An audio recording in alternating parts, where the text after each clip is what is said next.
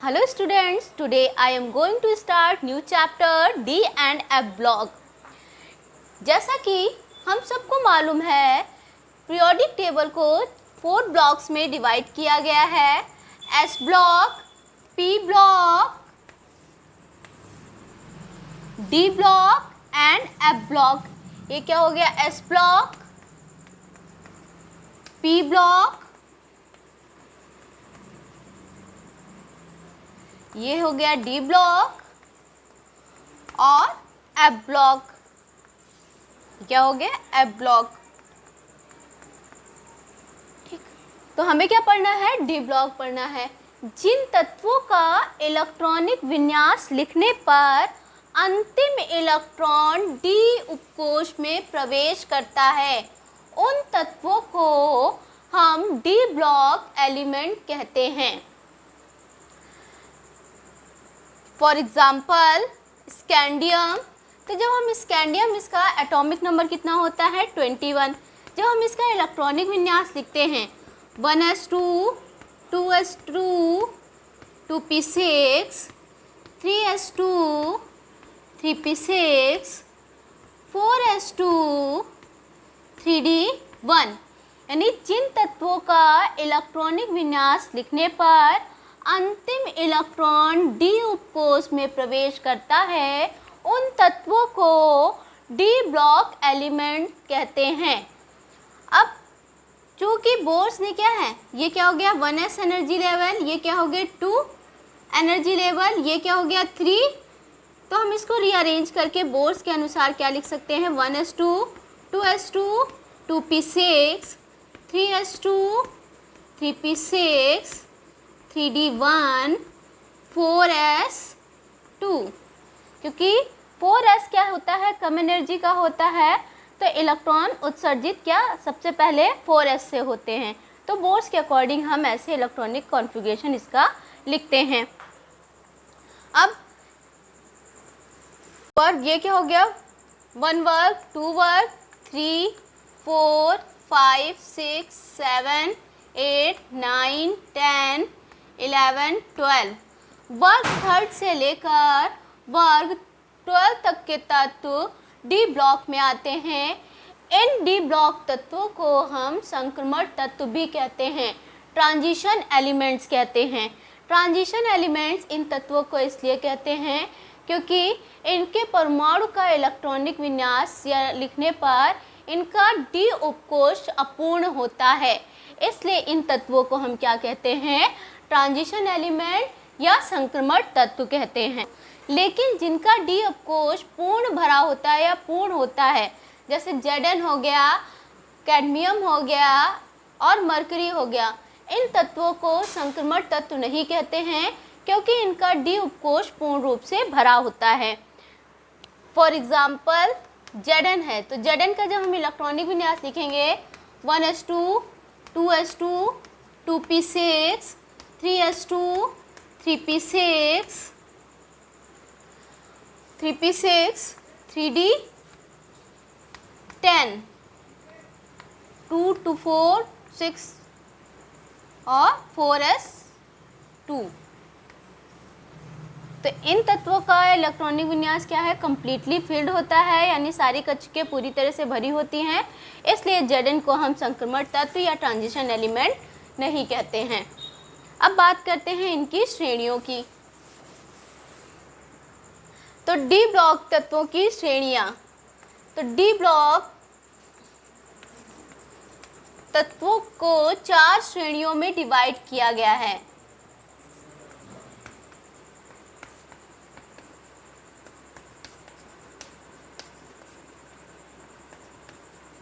D block तत्वों को 4 श्रेणियों में डिवाइड किया गया है। 3D श्रेणी, 4D श्रेणी, 5D श्रेणी और लास्ट 6D श्रेणी। यानी जिन तत्वों का इलेक्ट्रॉनिक विन्यास लिखने पर अंतिम इलेक्ट्रॉन 3D में जाता है तो उसे हम 3D श्रेणी के तत्व कहते हैं। जिन तत्वों का इलेक्ट्रॉनिक विन्यास लिखने पर अंतिम इलेक्ट्रॉन 4D में जाता है तो उन तत्वों को हम 4D श्रेणी के कहते हैं। जिन तत्वों का इलेक्ट्रॉनिक विन्यास लिखने पर अंतिम इलेक्ट्रॉन 5D उपकोष में जाता है तो उन तत्वों को हम 5D श्रेणी के तत्व कहते हैं। ऐसे ही जिन तत्वों का इलेक्ट्रॉनिक विन्यास लिखने पर 6D उपकोष में जाता है, अंतिम इलेक्ट्रॉन 6D उपकोष में जाता है, उन तत्वों को हम 6D श्रेणी के तत्व कहते हैं।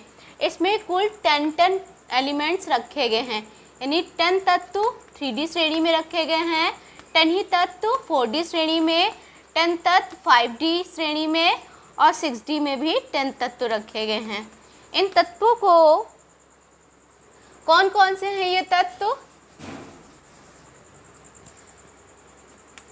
तो scandium, titanium, vanadium, chromium, manganese, iron, cobalt, nickel, copper, zinc.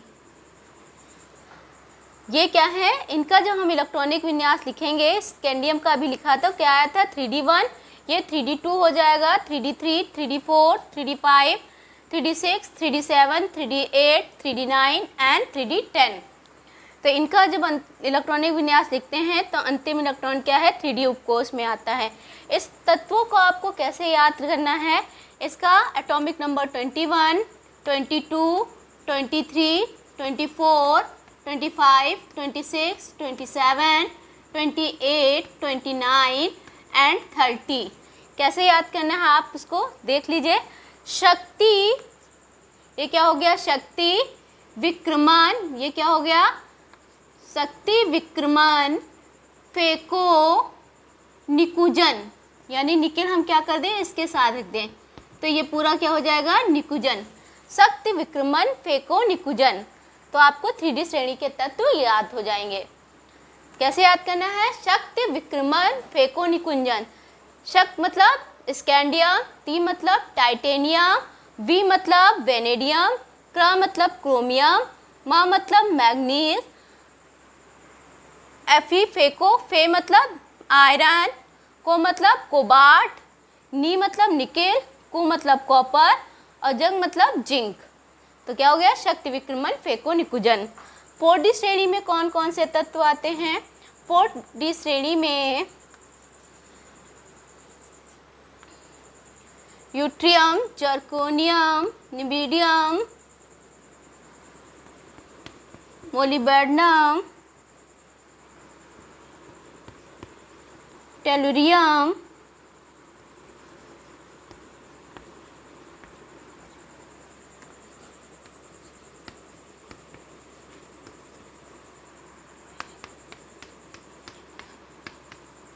अब यूट्रियम 39 से लेकर 39, 40, 41, 42, 43, 44, 45, 46, 47, 48, यानी यूट्रियम 39 से लेकर कैडमियम 48 तक के तत्व किस में आते हैं? 4D श्रेणी में आते हैं। यानी जब इसका इलेक्ट्रॉनिक विन्यास लिखेंगे तो अंतिम इलेक्ट्रॉन 4D उपकोष यानी 4D1, 4D2, 4D3, 4D4, 4D5, 4D6, 4D7, 4D8, 4D9 and 4D10 में जाएगा। ये हो जाएगा इसका इलेक्ट्रॉनिक विन्यास। इसको आपको कैसे याद करना है? ये जरूरी नहीं मोटी मतलब मोटी रुलाती रहे पंडित अगर कह दे। ये जरूरी नहीं मोटी, ये जरूरी नहीं मोटी रुलाती रहे पंडित अगर कह दे। मज़ा आ रहा है ना सबको पढ़ने में?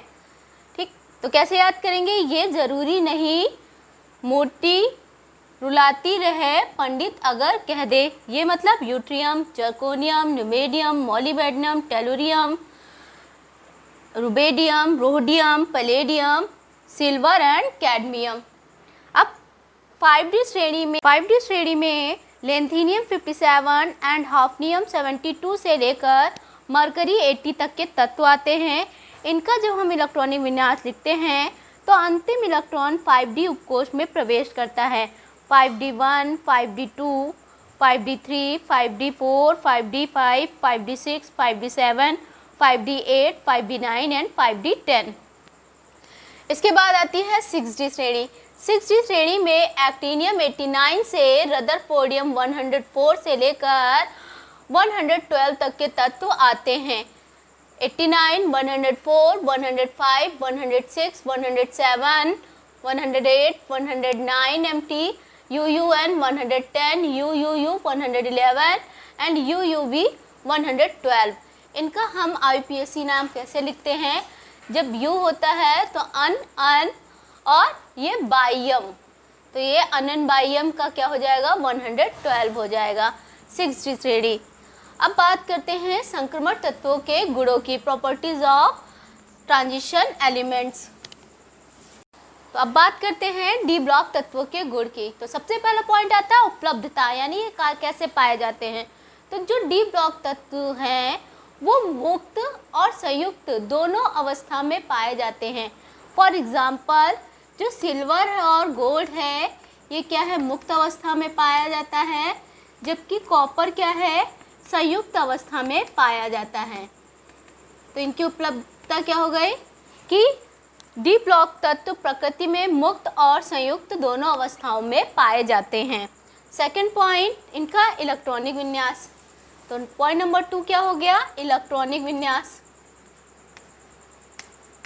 इनका जनरल या सामान्य इलेक्ट्रॉनिक विन्यास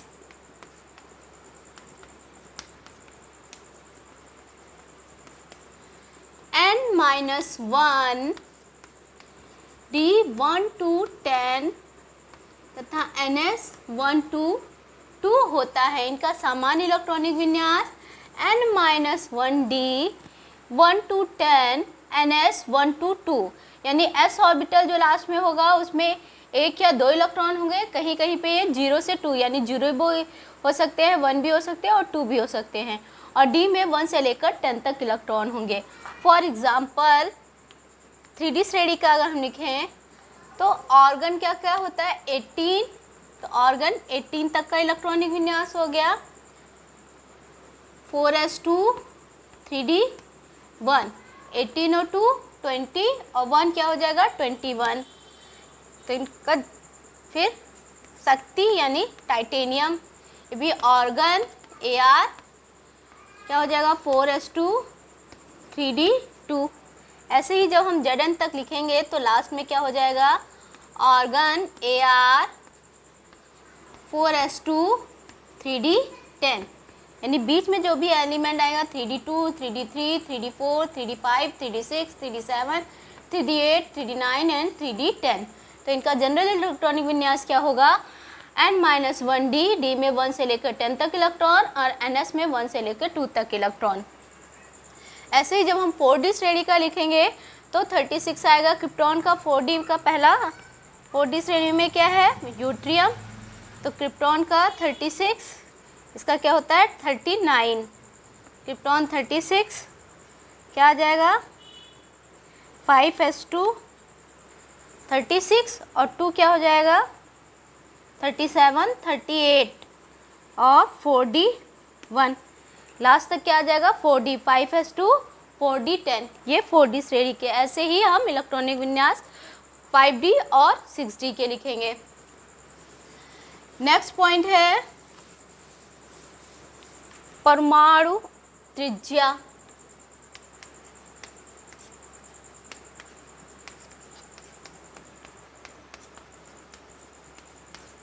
पॉइंट नंबर 3 परमाणु त्रिज्या।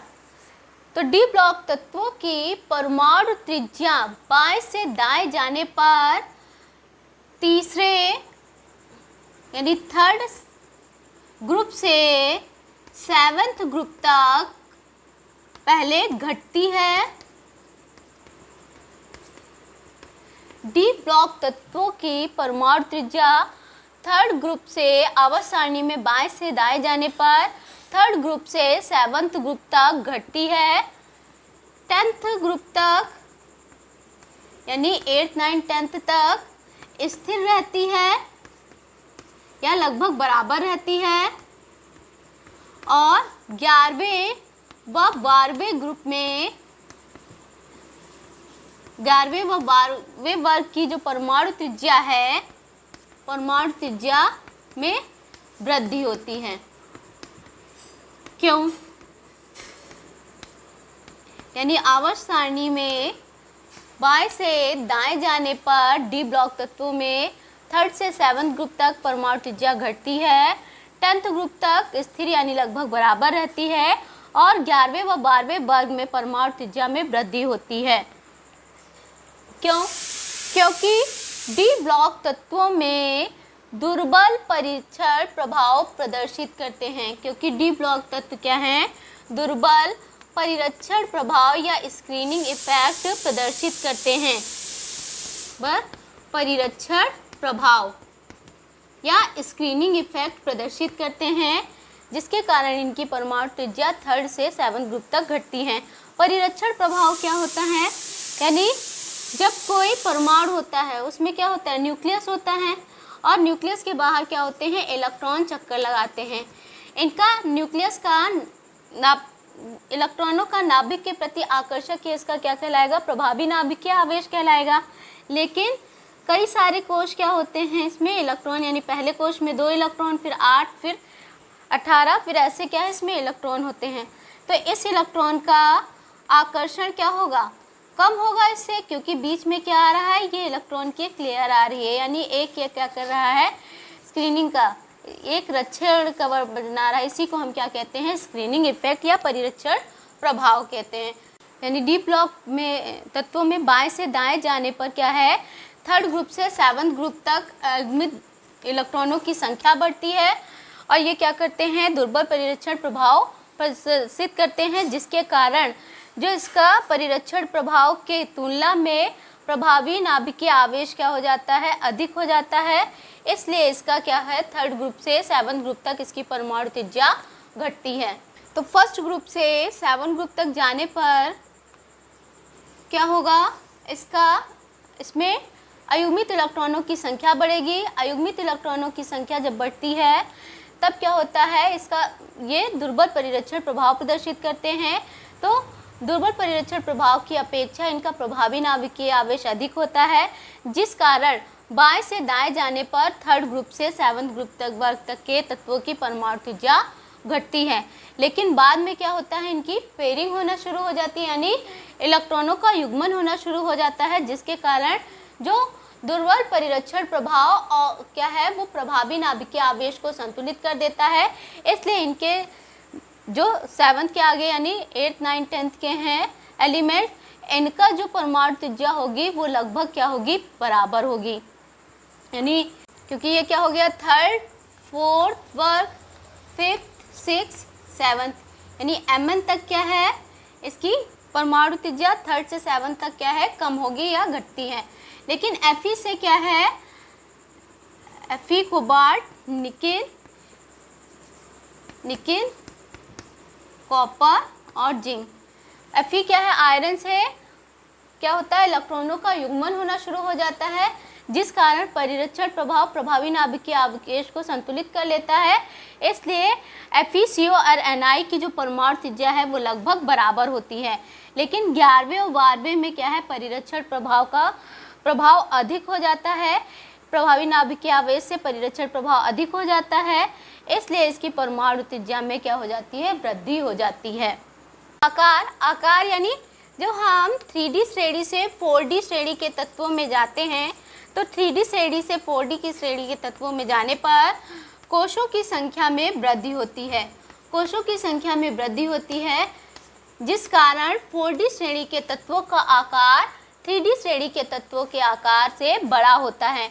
लेकिन जो 5D श्रेणी के तत्व हैं उनका आकार 4D श्रेणी के तत्वों के लगभग बराबर होता है, क्योंकि 5D श्रेणी में आंतरिक F कक्षक उपस्थित होने के कारण ये लेंथेनाइट संकुचन प्रदर्शित करते हैं। यानी 5D श्रेणी में आंतरिक F ऑर्बिटल उपस्थित होने के कारण ये क्या करते हैं? लेंथेनाइट संकुचन प्रदर्शित करते हैं।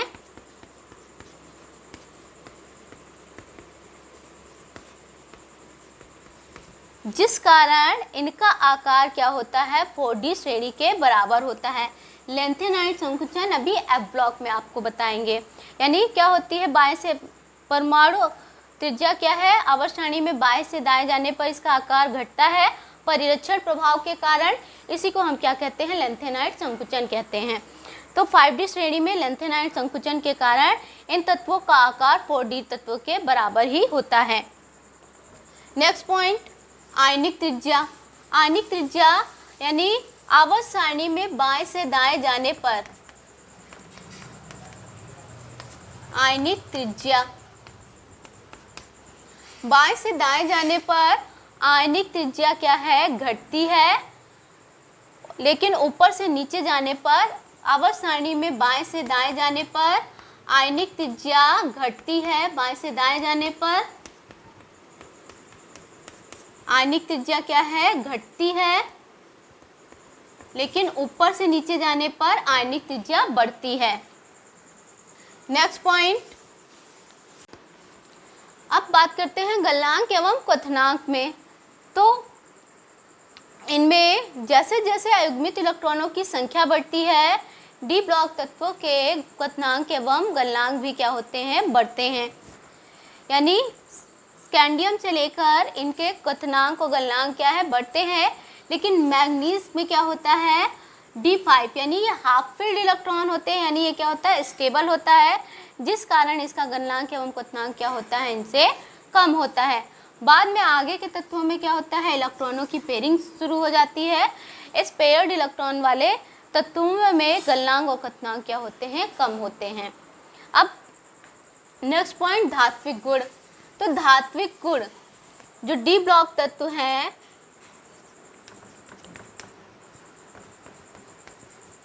धात्विक गुण प्रदर्शित करते हैं। डी ब्लॉक तत्व धात्विक गुण प्रदर्शित करते हैं। लेकिन मरकरी को छोड़कर Hg क्या है, ये कमरे के ताप पर लिक्विड फेज में पाए जाते हैं। मरकरी को छोड़कर से सारे तत्व क्या होते हैं, कठोर ठोस होते हैं। और इनमें धातु गुण यानी ये डक्टाइल होते हैं, आघात वर्धनीय होते हैं और इनमें चमक होती है। यानी ये क्या है, धात्विक गुण प्रदर्शित करते हैं। नेक्स्ट पॉइंट, ऑक्सीकरण संख्या।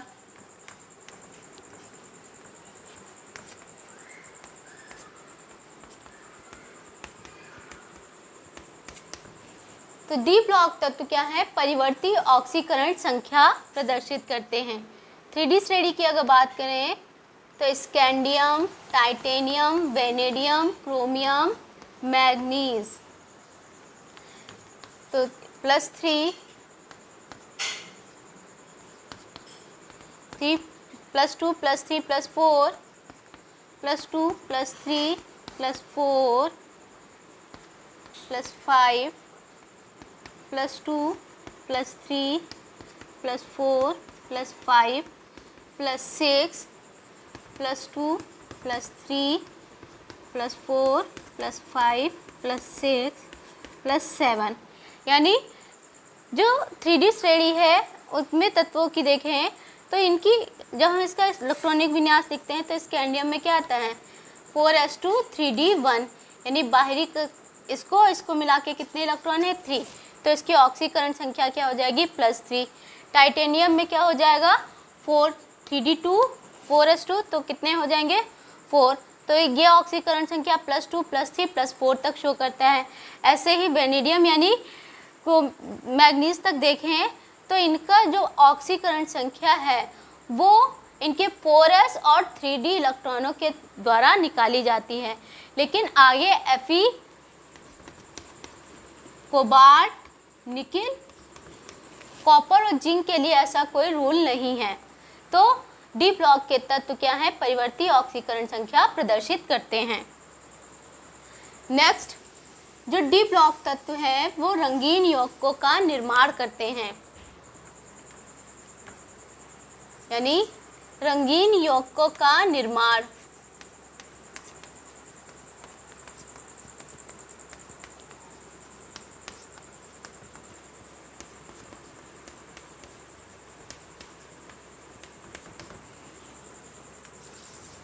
तो नेक्स्ट क्या हो गई आपकी प्रॉपर्टीज, रंगीन यौगिकों का निर्माण। तो डी ब्लॉक में क्या होता है, जो डी ब्लॉक एलिमेंट होते हैं इनमें कितने कक्षक होते हैं, 5 कक्षक होते हैं, 1 2 3 4 5। तो ये हमारा क्या हो गया, DXY, dZx, dyz, या हम इसको लिख सकते हैं dxz, dxy, dxz, dyz, dz square और dx स्क्वायर, y स्क्वायर। तो जब इनको एनर्जी दी जाती है तो ये क्या होते हैं, जो डी ऑर्बिटल्स होते हैं वो 2 पार्ट्स में डिवाइड हो जाते हैं या 2 समूहों में विभक्त हो जाते हैं। यानी जो डी ऑर्बिटल्स हैं वो 2 ऑर्बिटल्स में विभक्त हो जाते हैं, जिनको हम Eg या और T2g कहते हैं। यानी डी ऑर्बिटल्स को एनर्जी देने पर ये उत्तेजित होकर 2 पार्ट्स में डिवाइड हो जाते हैं। एक कहलाता है Eg और T2g। तो डी ऑर्बिटल्स का इस प्रकार टूटना क्या कहलाता है, डी स्प्लिटिंग कहलाता है। डी स्प्लिटिंग यानी डी ब्लॉक के तत्वों में डी स्प्लिटिंग पाई जाती है, जिसके कारण ये यौगिक क्या होते हैं, रंगीन होते हैं। फॉर एग्जाम्पल, लिगेंड के चुंबकीय प्रभाव से जो डी ऑर्बिटल्स है वो 2 समूहों में विभक्त हो जाता है, Eg और T2g।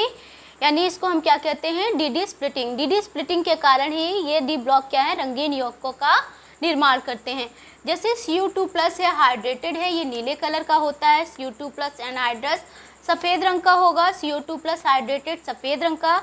CO2+ एनहाइड्रस गुलाबी रंग का। Fe2+ हाइड्रेटेड हरा। Ni2+ हाइड्रेटेड हरा। और Sc3+ क्या होता है, रंगहीन होता है। यानी जिन तत्वों के अंतिम D0 हो, अंतिम इलेक्ट्रॉन D0 हो या फिर D10 हो, वो तत्व क्या होते हैं, रंगहीन होते हैं। यानी जिनका डी ऑर्बिटल पूरी तरह से भरा होता है वो कलरलेस होते हैं, या जिन डी ऑर्बिटल में 0 इलेक्ट्रॉन हो कंपाउंड कलरलेस होते हैं। जैसे जिंक हो गया, कैडमियम हो गया और मरकरी, ये क्या होंगे, कलरलेस कंपाउंड होंगे। Thank you.